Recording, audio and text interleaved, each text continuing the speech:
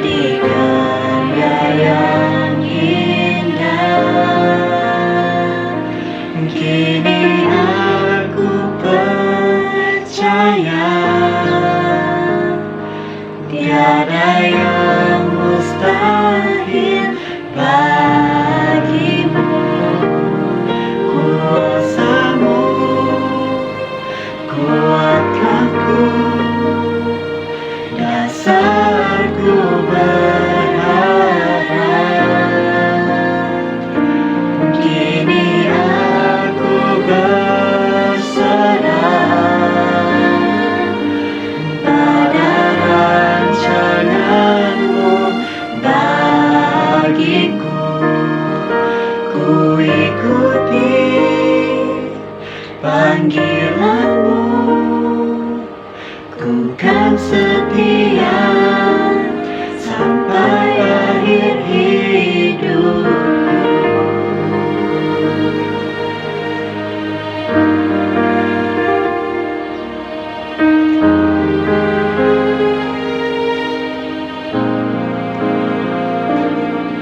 Tak peduli masa lalu, Engkau tetap memilihku. Ubahkanku, sempurnakan jadi karya yang indah. Kini aku percaya tiada yang mustahil bagimu. Kuasamu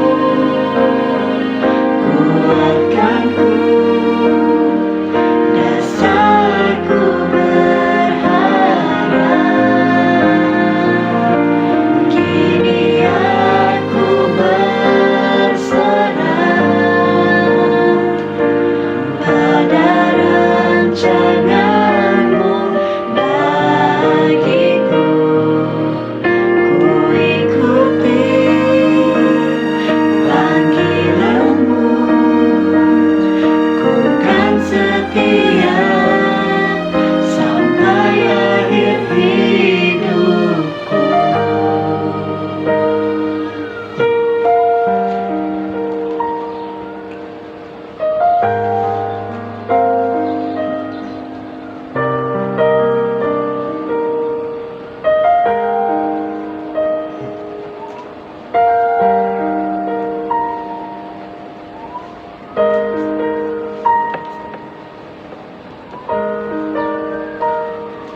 Kini aku percaya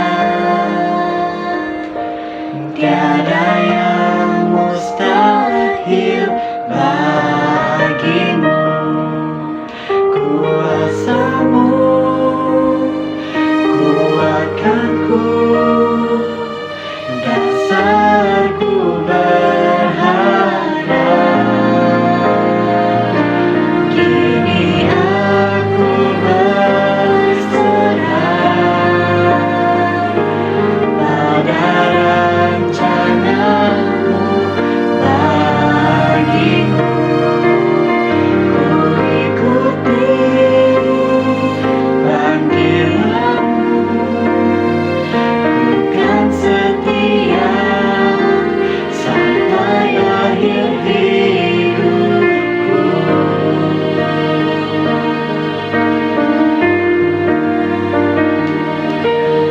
Kan setia sampai akhir hidupku.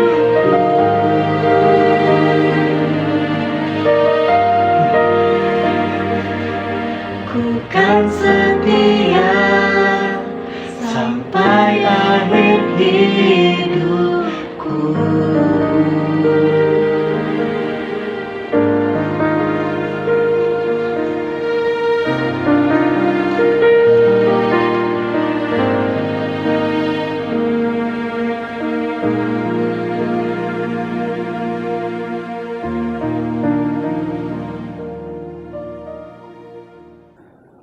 Shalom jemaat, kita bertemu sekali lagi di dalam ibadah kita. Sedang jemaah yang dikasihi Tuhan, kita mengingat dunia pada hari ini. Dunia sudah semakin uzur, dunia sudah semakin tua.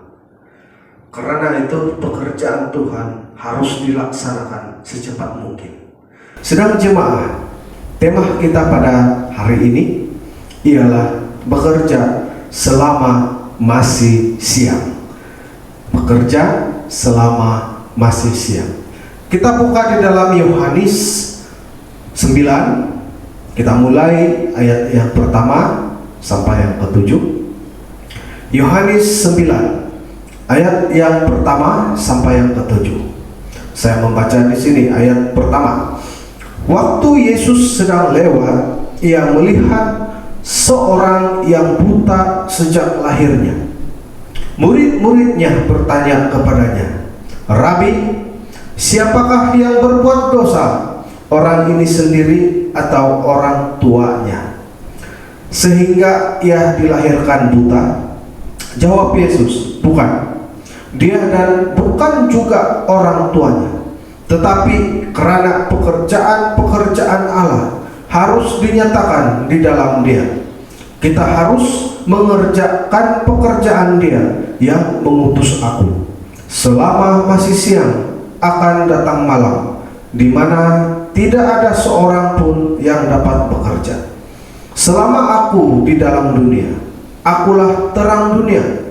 Setelah ia mengatakan semuanya itu, ia meludah ke tanah dan mengaduk ludahnya itu dengan tanah, lalu mengoleskannya pada mata orang buta tadi dan berkata kepadanya, "Pergilah, basuhlah dirimu dalam kolam Siloam."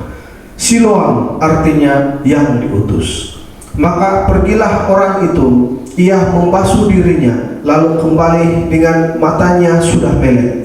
Tetapi tetangga-tetangganya dari mereka dan mereka yang dahulu mengenalnya sebagai pengemis berkata, "Bukankah dia ini yang selalu mengemis?" Ada yang berkata, "Benar, dialah ini." Ada pula yang berkata, "Bukan, tetapi ia serupa dengan dia." Orang itu sendiri berkata, "Benar, akulah itu." Sidang jemaah yang dikasihi Tuhan, gereja umpama orang Israel yang sedang berjalan ke tanah Kanaan, tanah perjanjian yang sudah Allah berikan kepada Abraham. Gereja harus melangkah tanpa berhenti dan melengahkan waktu meskipun banyak cabaran. Gereja harus terus melangkah tanpa berhenti walau sedikit masa pun, walaupun berhadapan cabaran.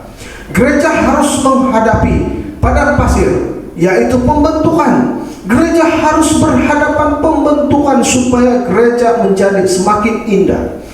Dan musuh-musuh, yaitu iblis sebagai penguasa dunia. Gereja ialah alat Allah yang mengubah bangsa-bangsa, umat Allah. Gereja itu berbicara tentang umat Allah yang akan berjalan mengubah bangsa-bangsa, menghalang dunia daripada terus mengalami pembusukan. Alat terang untuk menelanjangkan pekerjaan iblis, wadah keselamatan jiwa dengan memberitakan keselamatan, menjadi gunung batu, tempat orang merasa tenang dan berlindung. Sidang jemaah yang dikasihi Tuhan, gereja harus sadar, kita sebagai orang percaya harus sadar, dunia yang dikuasai oleh si jahat akan terus berubah. Semaunya hati si jahat itu mencoba untuk memanipulasi pekerjaan Allah. Dia berkuasa kata sejarah manusia durjana, menggunakan orang tertentu sehingga dunia akan terus rusak. Dan ingat, dunia yang rusak akan terus mempengaruhi kita dan gereja-gereja Allah untuk turut serta menjadi rusak. dengan cara menghilangkan kewibawaan orang percaya, kewibawaan gereja, dengan cara menghilangkan kehormatannya, identiti gereja. Kalau gereja, orang percaya sudah kehilangan identitinya sebagai orang Kristen, maka apalagikah yang dapat kita perbuat? Dan juga iblis mau berusaha mengutus malaikatnya masuk ke dalam gereja, mempengaruhi orang-orang yang dipikirkannya dapat dipujuknya, dan orang ini yang melakukan kerusakan tanpa disadari, walaupun kadang dia tahu kesilapannya. Dunia sedang menawarkan gereja, dunia sedang menawarkan orang-orang percaya untuk menjadi sama seperti mereka, menjadi tawar. Ia tidak akan pernah lelah untuk membujuk orang-orang pilihan Tuhan agar tertarik kepada mereka, supaya menjadi sama seperti mereka, menganut agama-agama asing yang kelihatannya benar tetapi di ujungnya membawa binasa. Sedang jemaah membujuk orang pilihan untuk bangkit melawan Tuhan. Sebab itu kita harus bekerja bersama-sama selagi masih siang. Sedang jemaah yang dikasihi Tuhan, rupanya kita tidak dapat berlengah-lengah lagi, karena setiap hari dunia semakin membusuk. Sedang jemaah yang dikasihi Tuhan, frasa kita harus mengerjakan pekerjaan Dia yang mengutus aku. Kita lihat apakah yang coba disampaikan oleh Tuhan. Tuhan berkata, kita harus mengerjakan pekerjaan Dia yang mengutus aku. Harus itu di dalam bahasa Yunaninya adalah kauros. Kauros itu bila kita lihat ataupun bila kita selami, bila kita berikan eksegesis kepada perkataan kauros, kata ini berbentuk kata maskulin, yaitu berbentuk aktif, berbentuk muktamad, dan berbentuk tunggal. Tidak boleh ditukar walau apa cara keadaan, tidak boleh dikompromi. Maksudnya harus itu adalah suatu frasa perkataan yang berdiri sendiri, yang tidak boleh ditukar, tidak boleh dikompromi, dan walau apa juga keadaan harus diperbuat. Sedang jemaah yang dikasihi Tuhan berbicara mengenai misi Tuhan Yesus. Harus itu berbicara tentang misinya yang perlu Dia lakukan, suatu yang muktamad. Tidak boleh lagi dikompromi, tidak boleh diabaikan. Misi harus dilakukan tanpa pilihan. Setiap orang percaya, gereja Tuhan, setelah menerima kasih karunia Tuhan, masuk dalam kerajaan Allah, maka dia tidak ada pilihan, yaitu dia seharusnya melakukan pekerjaan Tuhan. Dia tidak boleh buat pilihan lain, tetapi satu-satunya pilihan, keharusan yang harus dia perbuat, menjadi pengerja pelayan Tuhan selagi masih siang. Sedang jemaah yang dikasihi Tuhan, misi dilakukan tanpa diabaikan, tanpa pilihan. Yesus datang ke dunia dengan misi. Yesus naik ke surga pula dengan meninggalkan misi kepada gereja. Yesus datang membawa misi Allah kepada manusia dunia ini. Setelah Yesus naik ke surga, Dia meninggalkan misi buat saya dan saudara semua. Sedang jemaah yang dikasihi Tuhan, gereja kekristenan yang diungkapkan harus melalui dengan perbuatan, yaitu melakukan kehendak Allah. Pekerjaan Allah harus dinyatakan, tidak boleh ditangguh-tangguh. Setiap hari dunia semakin rusak. Sedang jemaah yang dikasihi Tuhan, iblis berusaha mengambil seberapa banyak mungkin orang-orang untuk dibinasakan. Iblis giat bekerja menjelang akhir zaman ini, dan juga banyak orang setiap hari menjadi hilang. Tetapi orang percaya masih siuk-siuk kupi-kupi. Orang percaya masih siuk bersosial. Orang percaya masih berkumpul-kumpul. Sedangkan di belakangnya setiap hari ada banyak jiwa yang mati selama-lamanya. Orang percaya apa yang perlu dia perbuat. Sepatutnya orang percaya gereja tidak ada masa lagi untuk ramai-ramai, tidak ada masa lagi untuk kupi-kupi, tidak ada masa lagi untuk jumpa dan juga bersosial-sosial seperti biasa. Tetapi gereja, orang percaya harus memperbuat segala sesuatu supaya jangan ini terus terjadi. Jangan ditangguh-tangguh, buat sekarang. Sedang jemaah yang dikasihi Tuhan, kita lambat sedetik saja, jutaan jiwa hilang, jutaan jiwa akan mati. Lalu frasa seterusnya, teks seterusnya, selama masih siang. Dikatakan bahwa kalau sebelumnya kita harus mengerjakan pekerjaan Dia yang mengutus aku, dan setelah itu selama masih siang, selama masih terang. Dan dia sambung di sana, akan datang malam di mana tidak ada seorang pun yang dapat bekerja. Selama masih siang harus berbuat apa yang Tuhan mau kita perbuat. Tulisan ini melatar belakangi tulisan Injil Matius 5 ayat yang ke-14. Kamu adalah terang dunia. Kota yang terletak di atas gunung tidak mungkin tersembunyi. Juga melatar belakangi tulisan Injil Yohanes 8 ayat yang ke-12. Akulah terang dunia. Barang siapa mengikuti aku, ia tidak akan berjalan dalam kegelapan, melainkan ia akan mempunyai terang hidup. Selama masih siang, selama kita masih boleh melihat, selama kita masih hidup, banyak peluang pelayanan, peluang untuk bekerja dengan Tuhan. Kalau sudah mati, macam mana kita mau melayani? Ada orang selama dia masih kuat, selama dia masih boleh menggunakan akal pikiran dengan sangat waras, dia membahagikan banyak masa untuk dirinya sendiri dan untuk orang lain.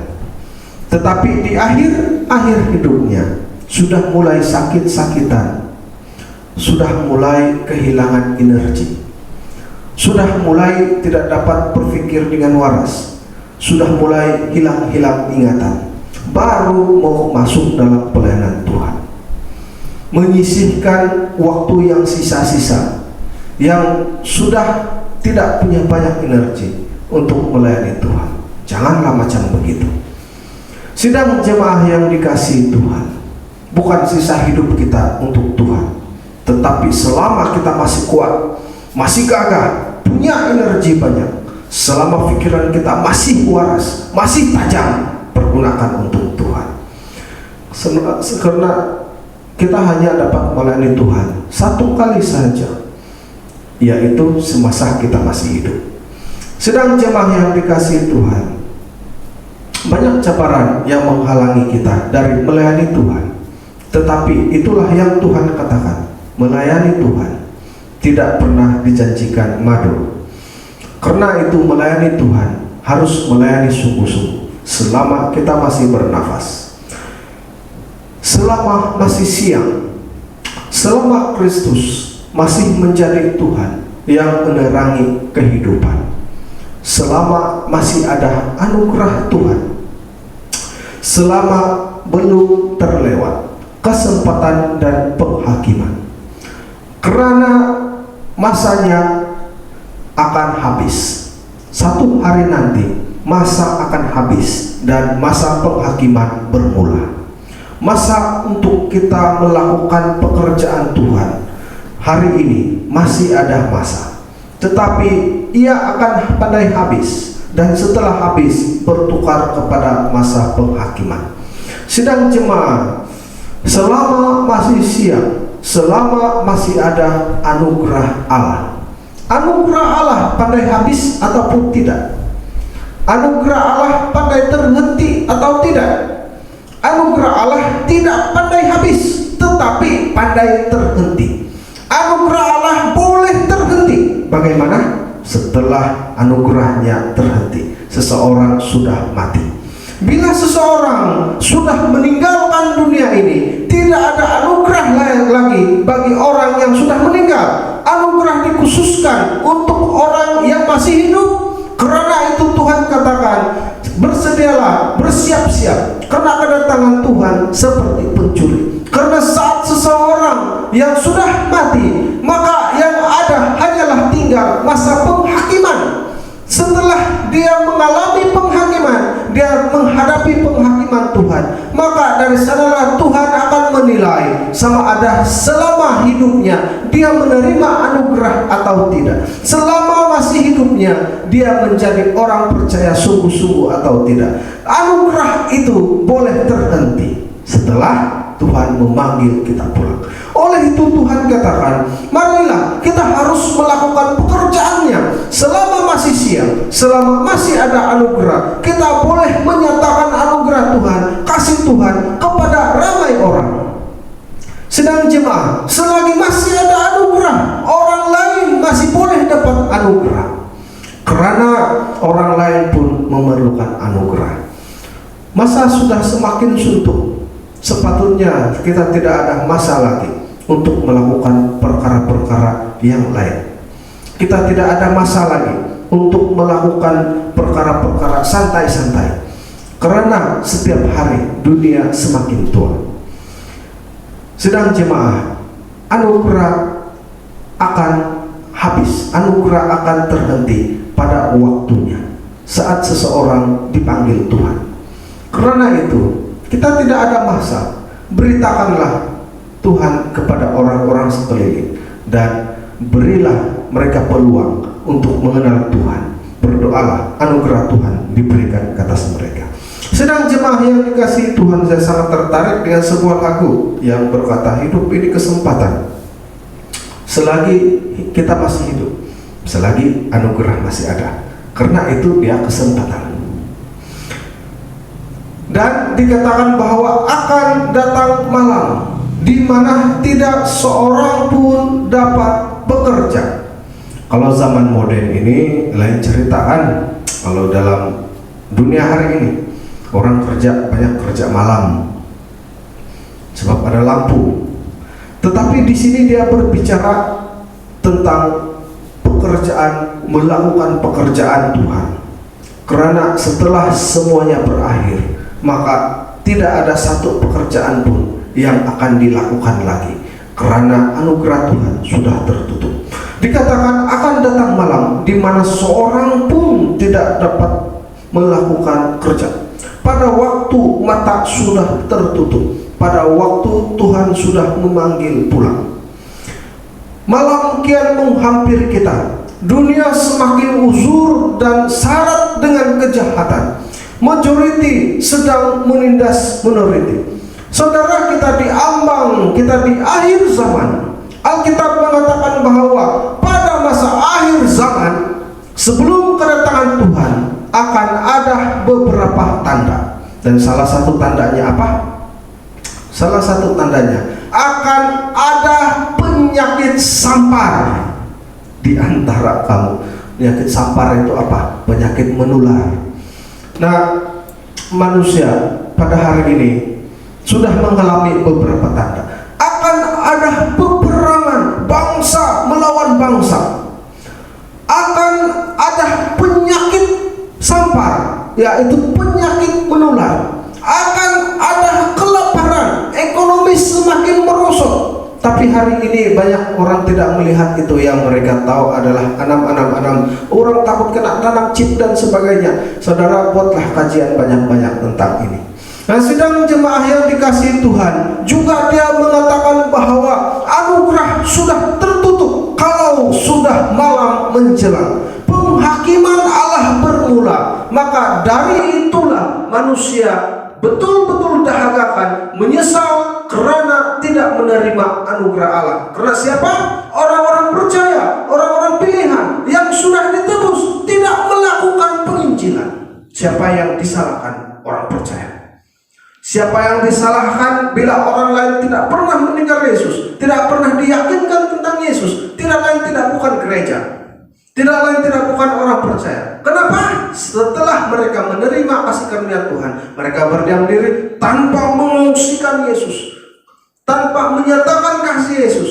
Sedangkan orang lain pun perlu Yesus, perlu anugerah seperti yang kita dapat. Bila akhir zaman, masa penghakiman, bila Tuhan berkata, kenapa engkau tidak mempercayai aku? Lalu mereka menjawab, sebab tidak ada seorang pun anak-anakmu yang datang menyatakan kasihmu, yang datang menyatakan namamu, yang meyakinkan saya bahwa Tuhan adalah Tuhan yang benar. Dan siapa yang disalahkan? Orang-orang percaya. Karena itu saya katakan, kita harus melakukan pekerjaan Dia selama masih siang. Bila tiba malam, bila waktu penghakiman, kita akan dituntut oleh Tuhan karena menjadi orang Kristen yang tidak menyatakan kasih Tuhan, menjadi orang Kristen yang tidak melakukan kehendak Tuhan. Kita akan disalahkan dan kita akan menyesal. Sedang jemaah yang dikasihi Tuhan, orang buta melihat terang. Ada dua jenis terang dalam konteks. Terang secara fisikal, mukjizat kesembuhan dan penciptaan organ yang baru, ayat yang ke-7. Dikatakan seorang yang buta sejak lahir dan setelah itu matanya menjadi melek. Sepatutnya doa orang yang yakin dan benar dapat menciptakan organ dan sel atau apa juga, seperti memindahkan gunung kemustahilan. Dan konteks yang seterusnya dalam ayat 5, orang buta melihat terang itu juga bersifat rohani, terang secara rohani. Tuhan katakan, selama aku masih di dunia, akulah terang dunia. Sedang jemaah yang dikasihi Tuhan, kita orang percaya, gereja harus bekerja selama masih siang. Untuk itulah tujuan gereja ada di tengah-tengah dunia yang sedang mengalami kegelapan. Selama kita masih boleh melihat, selama kita masih boleh hidup, kita harus melakukan pekerjaannya. Selama kita masih boleh melihat, kita harus melakukan pekerjaannya selama Kristus menjadi Tuhan yang menerangi kehidupan. Kita harus melakukan pelayanan Tuhan selama belum terlewat kesempatan dan penghakiman, selama masih ada anugerah. Sedang jemaah yang dikasihi Tuhan, berbelas kasihanlah kepada orang lain. Berbelas kasihanlah kepada jiwa-jiwa yang bakal masuk neraka. Karena apa? Karena mereka memerlukan anugerah. Jangan berdiam diri. Kita tidak ada masa lagi sebenarnya. Kita tidak ada masa untuk menanggu-nanggu. Lakukanlah sekarang pekerjaan Tuhan. Walaupun di mana kita berada, di tempat kerja, di rumah, di mana-mana, lakukanlah pekerjaan Tuhan. Berdoalah untuk mereka. Nyatakanlah pekerjaan Tuhan. Dan juga berilah mereka kesempatan untuk mengenal siapa itu Tuhan. Dengan caranya, buatlah, kita harus melakukan selama masih siang, selama masih ada anugerah. Mari kita berdoa. Ya Tuhan, Bapa kami di surga, terima kasih Tuhan.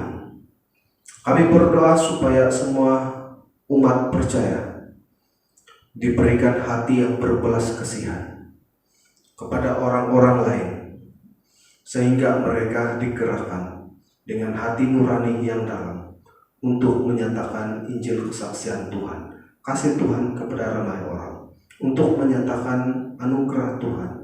Kami berdoa ya Tuhan, kiranya orang percaya jangan bermalas-malasan, jangan senang dengan keadaan sekarang, tetapi kiranya mereka keluar dan juga mereka merasa selesa bila mereka memberitakan Tuhan kepada orang lain. Terima kasih Tuhan, ini doa kami. Dalam nama Tuhan Yesus kami berdoa. Amin.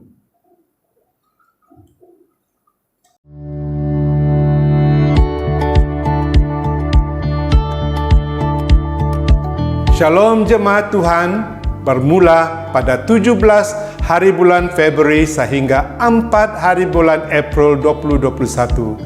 Kami menjemput Anda untuk terlibat dalam pembacaan 4 Injil firman Tuhan bersama dengan bangsa-bangsa di seluruh dunia. Untuk program ini, kita menggunakan aplikasi Bible IS daripada Faith Comes by Hearing. Sertai kami dalam perjalanan harian dengan firman Tuhan, perkongsian, dan doa. Denominasi yang berbeza, budaya yang berbeza, pelbagai lapisan umur, dan kehidupan yang berbeza, semua yang setia dengan firman Tuhan yang hidup, bertemu Kristus dalam satu roh, dan bersatu sebagai satu gereja. Setiap orang mendengarnya melalui bahasa yang dijiwainya, bahasa English, bahasa Malaysia, Mandarin, Tamil, Tagalog, Korea, dan lebih daripada 1,400 bahasa di seluruh dunia. Kita bukan sahaja mendengar firman Tuhan, tetapi kita juga melihat Injil melalui film yang menggunakan skrip diambil dari Alkitab sendiri. Satu Bangsa 2021. Ini adalah seruan untuk satu penggerakan global yang akan datang. Seruan Allah yang memanggil kita melalui bahasa yang Anda jiwai. Seluruh dunia mendengar bersama-sama menjadi satu.